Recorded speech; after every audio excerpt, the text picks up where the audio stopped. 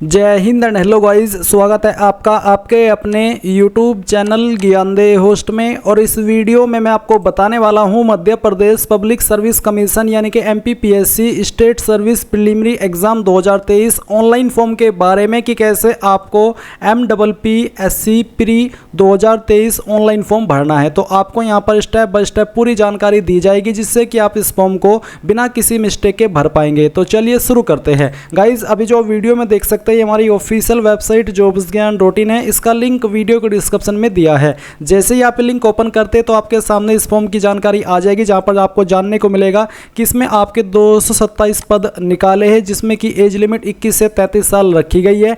And यहां पर आप लोग इस फॉर्म को 21 अक्टूबर 2023 तक भर पाएंगे। कौन सी कैटेगरी के लिए कितनी फीस है वो आप देख सकते हैं। अगर आपका सवाल है कि क्या इसमें अन्य स्टेट के कैंडिडेट अप्लाई कर पाएंगे, तो जी हाँ, इसमें अन्य स्टेट के कैंडिडेट अप्लाई कर सकते हैं। और यहाँ पर जो आपकी पोस्ट वाइज वैकेंसी डिटेल है वो आप यहाँ पर चेक कर सकते हैं। तो ये सभी जानकारी चेक करने के बाद ऑफिशियल नोटिफिकेशन रीड करना चाहे तो ऑफिशियल नोटिफिकेशन PDF के ऊपर क्लिक करके कर लीजिएगा। एंड अगर आपको अप्लाई करना है तो अप्लाई करने के लिए अप्लाई ऑनलाइन लिंक ओपन करेंगे, आपके सामने यहाँ पर ये वेबसाइट ओपन हो जाएगी। और ये होने के बाद में आप यहाँ पर एप्लीकेशन फॉर्म के सामने जो एक्शन के नीचे ये लिंक है इसके ऊपर क्लिक कीजिएगा। इसके ऊपर क्लिक करने के बाद में यहाँ पर आता है अभ्यर्थी की घोषणा, तो आपको यहाँ पर टिक करना है और राज्य सेवा परीक्षा 2023 इस लिंक को ओपन करना है, जिसका मतलब ये होता है कि आपने नोटिफिकेशन को रीड कर लिया है और यहाँ पर मैं पूरी तरीके से इस पर अप्लाई करने के लिए एलिजिबल हूँ। तो यहाँ पर अब आप आइए नीचे और नीचे आने के बाद में आई एक्सेप्ट के ऊपर क्लिक कीजिए। अब गाइज आपके सामने आपका फॉर्म ओपन हो जाएगा। तो कहाँ पर क्या जानकारी भरनी है अब आप यहाँ से समझ लीजिए। तो यहाँ पर सबसे पहले अभ्यर्थी का प्रथम नाम यानी कि आपको आपका फर्स्ट नेम एंटर करना है और ये नेम आपका 10th के सर्टिफिकेट के अकॉर्डिंग होना चाहिए। इसके बाद अभ्यर्थी का मध्य नाम, अगर मिडिल नेम है तो आप यहाँ पर डालेंगे, नहीं तो आप खाली छोड़ देंगे। इसके बाद में जो आपका लास्ट नेम या फिर सरनेम है वो आप यहाँ पर डाल दीजिए। फिर आपको यहाँ पर आपका जेंडर सेलेक्ट करना है, अभ्यर्थी का लिंग, तो आप मेल फीमेल ट्रांसजेंडर क्या है वही आप यहाँ पर सेलेक्ट कर लीजिए। फिर आती है आपकी डेट ऑफ बर्थ, तो आपको यहाँ पर कैलेंडर के ऊपर क्लिक करना है। इसके ऊपर क्लिक करने के बाद में पहले आप यहाँ पर बर्थ ईयर सेलेक्ट करेंगे, इसके बाद में आपका मंथ एंड यहाँ पर फिर आपका डे, तो आपकी डेट ऑफ बर्थ आ जाएगी। पिता का नाम आपका क्या है वो आप यहाँ पर 10th के सर्टिफिकेट के अकॉर्डिंग ही एंटर करेंगे और जो आपकी माता का नाम है वो भी आप यहाँ पर डाल देंगे। फिर नीचे आते हैं विवाह से संबंधित जानकारी अब आपको देनी है। क्या अभ्यर्थी विवाहित है, यानी कि आप अगर मैरिड है तो आप यहाँ पर यस करेंगे, नहीं तो आपको नो करना है। अगर आप मैरिड है तो यस करने के बाद में आपको आपके पति पत्नी का नाम देना है। फिर आपको जीवित बच्चों की संख्या देनी है जो भी है। इसके साथ ही आपको अंतिम बच्चे की जन्म तिथि यहाँ पर बतानी होगी और क्या अंतिम बच्चे जुड़वा है उसका आंसर आपको यस नो में करना है। और इसके अलावा क्या अभ्यर्थी विधवा, तलाकशुदा, परित्यक्ता महिला है, अगर आप ऐसे कैंडिडेट है तो उसका भी आपको आंसर करना होगा। बट अगर आप मैरिड है ही नहीं तो फिर आपको किसी भी इन टेंशन को लेना देना नहीं है, आप बिल्कुल बेझंझट होकर के इसको नो कर दीजिए। इसके बाद आता है मूल सूचना का विवरण। इसके बाद आप यहाँ पर सवाल देखेंगे कि क्या अभ्यर्थी मध्य प्रदेश का मूल निवासी है, यानी कि क्या मध्य प्रदेश के डोमिसाइल कैंडिडेट है। अगर हाँ तो यस करेंगे। यस करने के बाद में यहाँ पर जो आपकी कास्ट कैटेगरी है वो आप सेलेक्ट कर पाएंगे, जैसे कि जनरल, SC ST OBC जो भी है वो आप यहाँ पर सेलेक्ट कर पाएंगे। अगर आप मध्य प्रदेश की मूल निवासी नहीं है तो आप नो करेंगे और आप जनरल कैटेगरी के अंदर काउंट किए जाएंगे। तो चलिए हम यहाँ पर यस करते हैं और उसके बाद में जो आपकी कास्ट कैटेगरी है वो आप यहाँ पर सेलेक्ट करेंगे। अगर आप यहाँ पर SC ST OBC से है तो फिर आपको यहाँ पर आपका जो कास्ट सर्टिफिकेट है उसकी जानकारी देनी होगी। क्या जानकारी देनी है वो आप देख लीजिए। जारीकर्ता का पदनाम, यानी कि जो आपका कास्ट सर्टिफिकेट है वो कौन से अथॉरिटी ने जारी किया है, यानी कि उसकी पोस्ट का नाम आपको देना है। जनरली ये जो आपके सर्टिफिकेट है जो कि जाति प्रमाण पत्र, आय प्रमाण पत्र और जो आपका कास्ट सर्टिफिकेट आप जिसको कहते हैं, ये आपके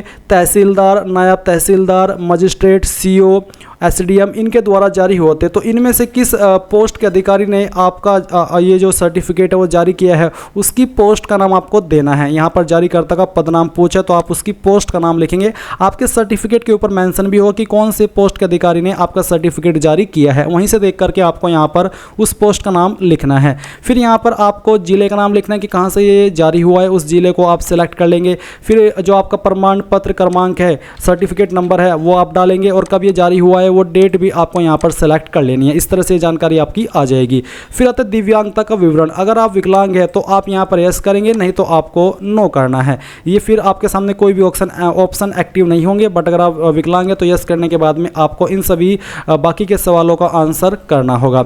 अब आता है अन्य विवरण, जहां पर पूछे कि क्या अभ्यर्थी कभी सेवा से पृथक करने के दंड से दंडित किया गया है। अगर हाँ तो यस, नहीं तो आपको नो करना है। क्या अभ्यर्थी के विरुद्ध कोई आपराधिक प्रकरण लंबित है, यानी कि कोई केस पेंडिंग है। अगर हाँ तो यस, नहीं तो आपको नो करना है।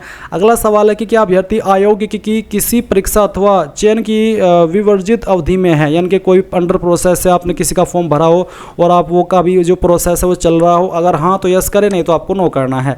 अगला सवाल कि क्या अभ्यर्थी मध्य प्रदेश शासन अथवा उसके नगर सैनिक निगम मंडल स्वशासित संस्थाओं में सेवारत है। अगर आप ऐसे कैंडिडेट हैं तो आप यहाँ पर यस करेंगे, नहीं तो आपको नो करना है। फिर सवाल है कि यदि अभ्यर्थी सेवारत है तो नियोक्त अधिकारी को सूचित किया है।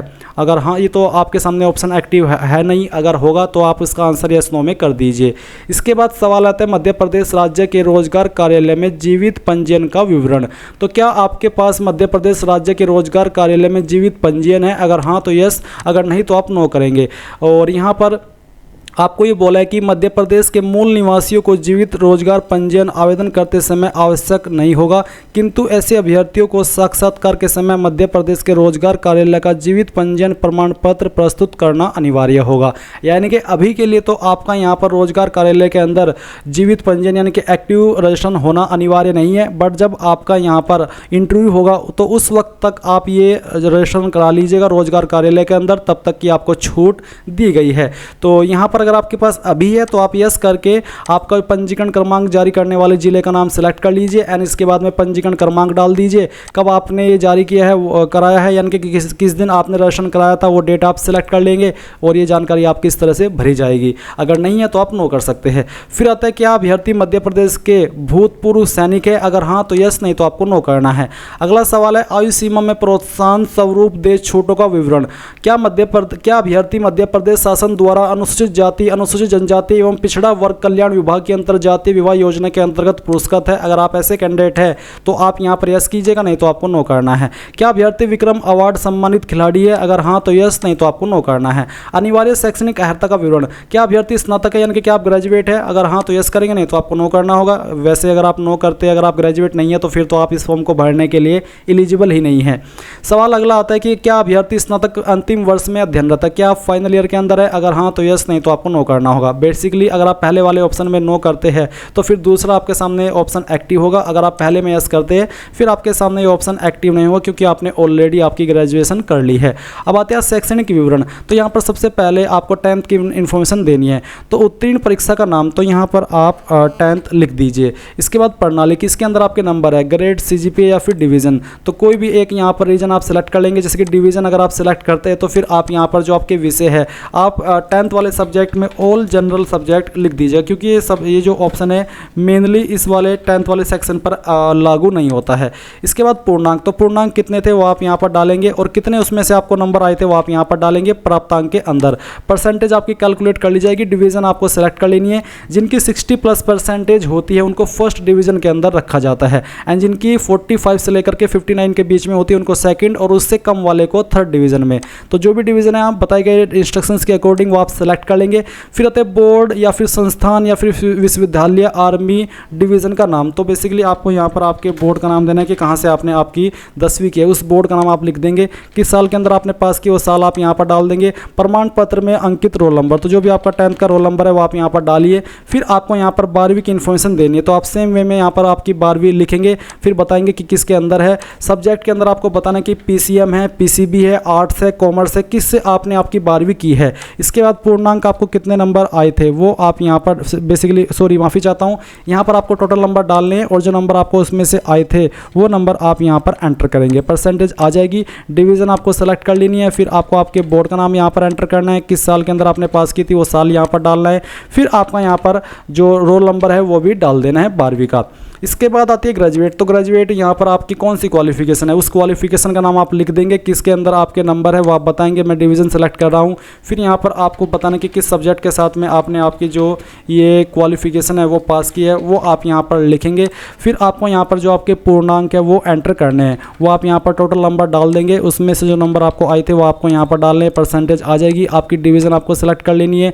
फिर आपको यहाँ पर आपकी यूनिवर्सिटी का नाम देना है या फिर आप अपने डिग्री कॉलेज का नाम दे सकते हैं। वैसे मैं आपको प्रीफेयर कर रहा हूँ हूँ कि आप यहाँ पर आपके यूनिवर्सिटी का नाम दें जहाँ से आपने आपकी क्वालिफिकेशन की है, किस साल के अंदर पास की वो साल आप यहाँ पर डाल देंगे। एंड यहाँ पर जो आपका फाइनल ईयर का रोल नंबर है वो आप यहाँ पर डाल देंगे, ये आपको डालना है। इसके बाद में यहाँ पर नीचे आइए, नीचे आने के बाद में यहाँ पर सेवा का विवरण है, तो ये आप खाली छोड़ दीजिए क्योंकि आप कोई सेवा नहीं करते, आपके पास कोई एक्सपीरियंस नहीं है। इसके बाद आता है बैंक विवरण।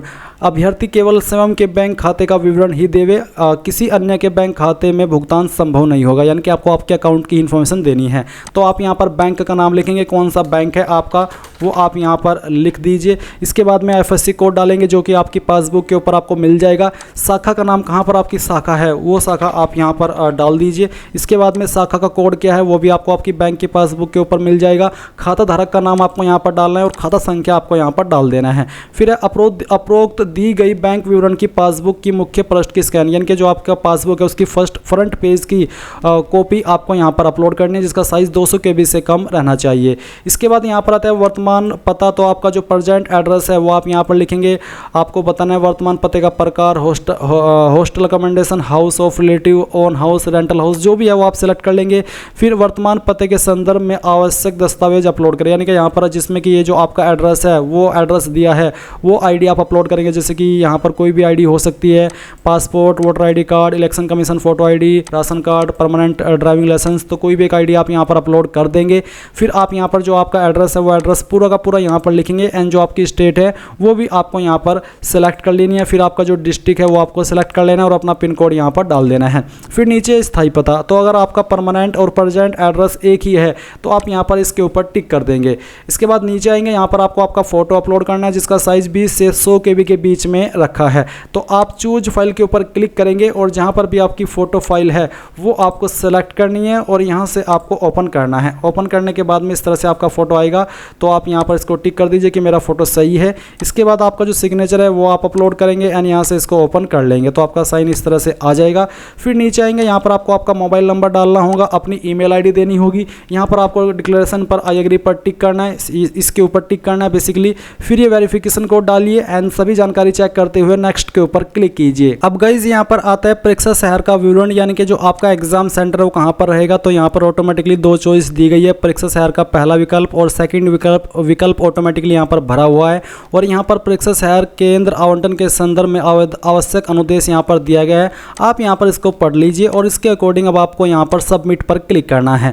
सबमिट पर क्लिक करने के बाद में ये जानकारी आपकी सबमिट हो जाएगी। अब गाइज आपके सामने आपके फॉर्म का प्रीव्यू आ चुका है, आपने जो भी जानकारी भरी है वो आपके सामने है। यहाँ पर जैसे कि फोटो तथा हस्ताक्षर अगर आपको शो नहीं हो रहा है तो इसका मतलब है कि आपको बैक में जाकर के दोबारा से इसको यहाँ पर करना है, क्योंकि वेबसाइट का ये टेक्निकल एरर या सर्वर इशू हो सकता है जिस वजह से आप यहाँ पर ये ना देखें। शुरुआत में होता है क्योंकि अभी मैं जैसे अप्लाई लिंक एक्टिवेट हुआ तुरंत आपके लिए वीडियो बना रहा हूँ, तो अगर आपके सामने सब कुछ डिटेल सही से शो होती है तो फिर आप यहाँ पर नीचे आकर के प्रोसीड टू पेमेंट के ऊपर क्लिक कीजिएगा। इसके बाद में आपके सामने यहाँ पर पेमेंट के ऑप्शन आ चुके हैं। आप अपनी application fees, net banking, debit card, UPI यानी कि जिस भी माध्यम का इस्तेमाल करके जमा करना चाहे कर सकते हैं। एंड जैसे ही आप फीस जमा कर देंगे आपको इसी वेबसाइट पर रिडायरेक्ट किया जाएगा जहां से आपने फॉर्म फिल करना स्टार्ट किया और आप अपने फॉर्म का फाइनल प्रिंट आउट ले पाएंगे। तो गाइज इस प्रकार से आप Madhya Pradesh public service commission SSC online form 2023 को भर पाएंगे। आई होप ये प्रोसेस आपको पसंद आया होगा। कोई सवाल डाउट रह गया हो तो कमेंट के माध्यम से पूछ लेना। एंड अगर आपने वीडियो को अभी तक लाइक नहीं किया कर दीजिए, साथ ही साथ चैनल को सब्सक्राइब भी कर लीजिएगा। Thanks for watching. जय हिंद।